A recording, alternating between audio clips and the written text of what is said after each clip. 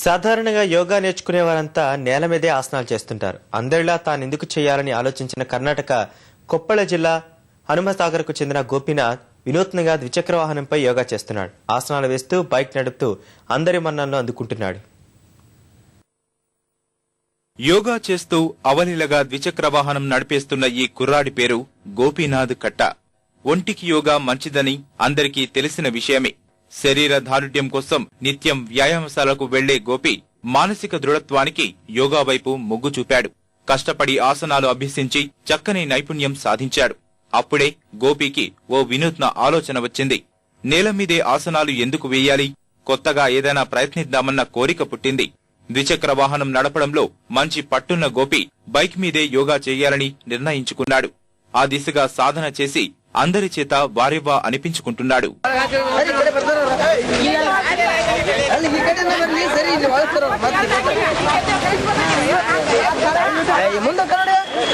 బండి మీద ఆసనాలు వేయడం ముందు కాస్త కష్టమే అనిపించిందంటాడు గోపి.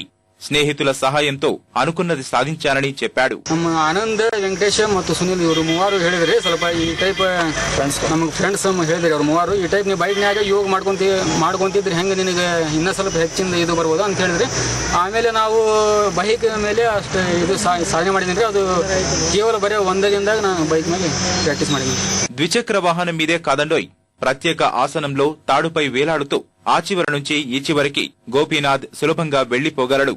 యోగాతో వినూత్న ప్రయోగాలు చేస్తూ అందరి మన్ననలు అందుకుంటున్న గోపి ఈ అంశంలో మరింత నైపుణ్యం సాధించే దిశగా కృషి చేస్తానని చెప్పాడు.